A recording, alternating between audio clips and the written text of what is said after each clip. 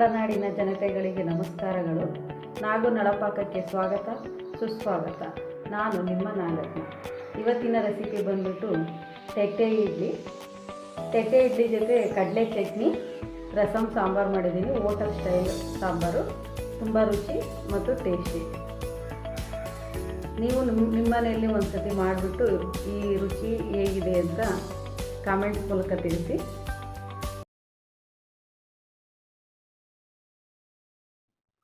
ಇವತ್ತಿನ ರೆಸಿಪಿ ತೆಟ್ಟೆ ಇಡ್ಲಿ.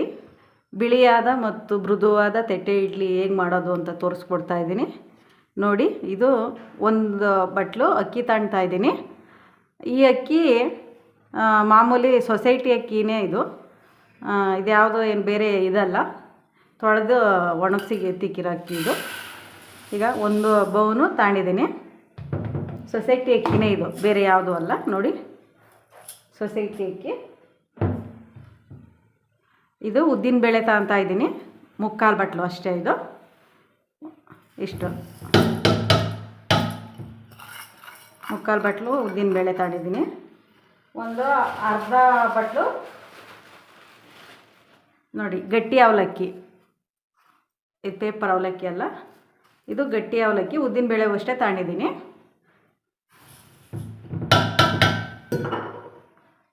ಇದು ಈ ಮೂರನ್ನು ಚೆನ್ನಾಗಿ ನೀರು ಹಾಕ್ಬಿಟ್ಟು ತೊಳೆದು ಒಂದು 4ರಿಂದ 5 ಗಂಟೆಗಳ ಕಾಲ ಚೆನ್ನಾಗಿ ನೆನೆಸಿಕ್ಬೇಕು. ಇದನ್ನೊಂದು 2 ಸತಿ ತೊಳಿಬೇಕು ನೋಡಿ. ಈ ಥರ 2 ಸತಿ ತೊಳೆದಿದ್ದೀನಿ. ಇದೇನು 6 ಗಂಟೆ 8 ಗಂಟೆಗಳ ಕಾಲ ಏನು ನೆನೆಸ್ಬೇಕಾಗಿಲ್ಲ. ಸಣ್ಣಕ್ಕಿ ನೋಡಿ ಇದು. ಅದಕ್ಕೆ ಒಂದು 4 ಗಂಟೆ ಸಾಕಾಗ್ಬೋದು. 4 ಗಂಟೆಗಳ ಕಾಲ ನೀರು ಹಾಕ್ಬಿಟ್ಟು ಇದು ಇಷ್ಟು ನೆನೆಯೋದಕ್ಕೆ ಬಿಡೋಣ.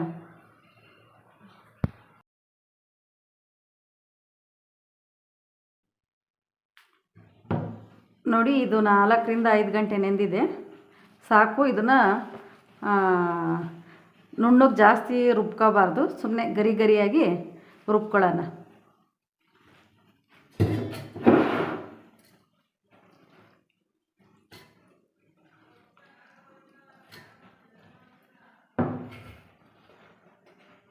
ನೋಡಿ ಈ ಥರ ಹಿಂಗೆ ಜಾಸ್ತಿ ನುಣ್ಣಗಿರಬಾರ್ದು, ರೇವೆ ಥರ ರುಬ್ಕೋಬೇಕು.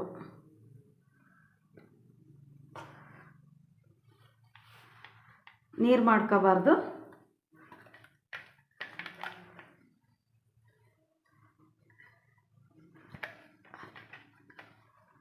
ಜಾಸ್ತಿ ನೀರಾದರೆ ಚೆನ್ನಾಗಿ ಬರಲ್ಲ.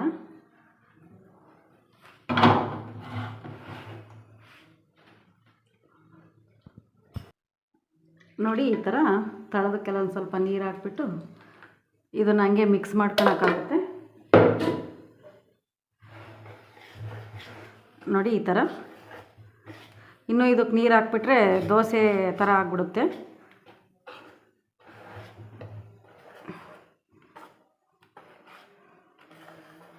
ಈಗ ಈ ಥರ ಹಿಂಗೆ ಇಷ್ಟಕ್ಕೆ ರುಬ್ಬಿಟ್ಟು ಒಂದು ಸ್ವಲ್ಪ ಉಪ್ಪು ಹಾಕ್ಬಿಟ್ಟು, ಇಲ್ಲ ಬೆಳಗ್ಗೆ ಬೇಕಾದರೂ ಹಾಕೋಬೋದು, ಇಷ್ಟು ಸಾಕು ಅನಿಸುತ್ತೆ ನೋಡಿ. ಈ ಥರ ಇದನ್ನು ಒಂದು 5ರಿಂದ 6 ಗಂಟೆಗಳ ಕಾಲ ಮುಚ್ಚಿಬಿಟ್ಟು ಎತ್ತಿಡಬೇಕಾಗುತ್ತೆ. ಎತ್ತಿಡೋಣ.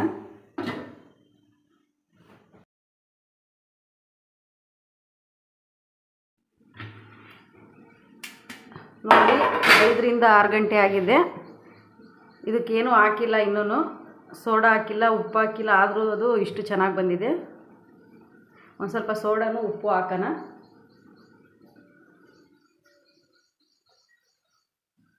ನೋಡಿ ಸ್ವಲ್ಪ ಸೋಡಾ,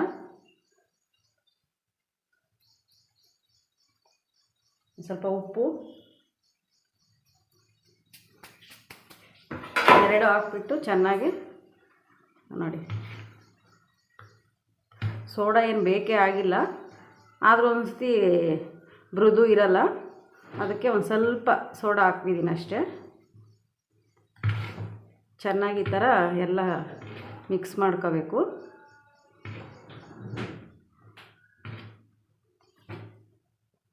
ಈಗ ಈ ಥರ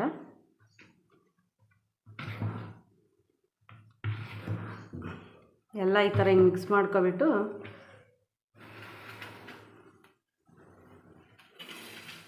ನೋಡಿ ಈ ಥರ ಹಿಂಗೆ ತಟ್ಟಿಗೆ ಒಂದೊಂದು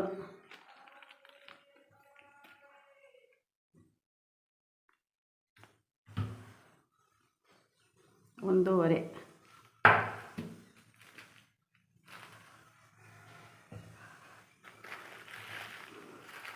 ಸಾಕು, ಒಂದೂವರೆ. ಎರಡು ಹಾಕಿದರೆ ಜಾಸ್ತಿ ಊದ್ಗಳು ದಪ್ಪ ಬರ್ತವೆ. ಇದು ಹಿಂಗೆ ಒಂದೂವರೆ ಥರ ಅಳತೆಗೆ ಹಾಕಬೇಕು.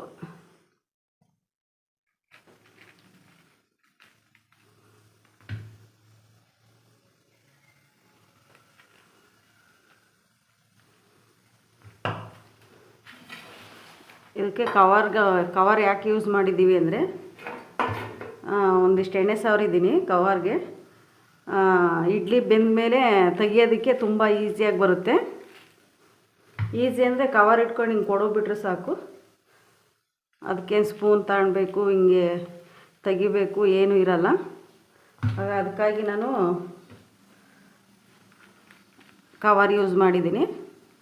ಬೇಕಿದ್ರೆ ಯೂಸ್ ಮಾಡ್ಕೋಬೋದು, ಬೇಡ ಅಂದರೆ ಬಿಡ್ಬೋದು. ಈ ಥರ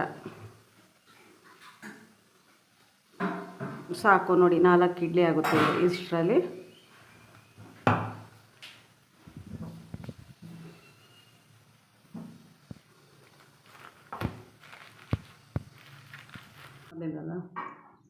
ನೋಡಿ ಪಾತ್ರೆಯಿಂದ ತಕ್ಕಂತಾ ಇದ್ದೀನಿ ಇಡ್ಲಿನ. ಈಗ ಈ ಥರ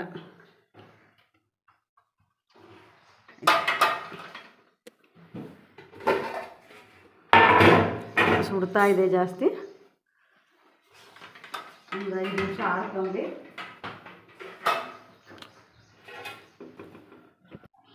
ನೋಡಿ ಬಿಚ್ಚನ ಇದೆಲ್ಲ.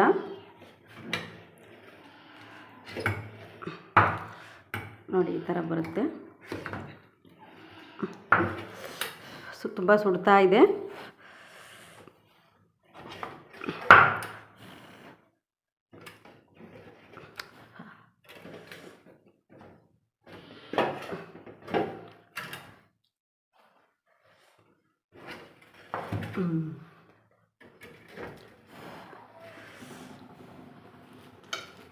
ನೋಡಿ ಈ ಥರ ಬರುತ್ತೆ.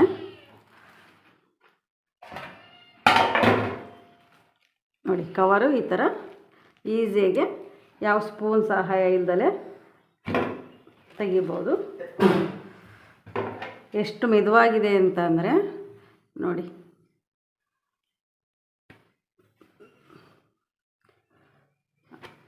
ಅಷ್ಟು ಸ್ಮೂತಾಗಿ ಅಷ್ಟು ಚೆನ್ನಾಗಿ ಬರ್ತವೆ. ನೋಡಿ ಕವರು ಇದಕ್ಕೆ ಹಾಕೋದು.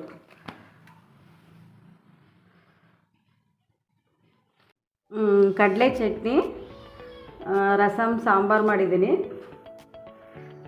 ರಸಮ್ ಸಾಂಬಾರು ಚಟ್ನಿ ಜೊತೆ ತಟ್ಟೆ ಇಡ್ಲಿ ಸವಿಯಲು ಸಿದ್ಧ.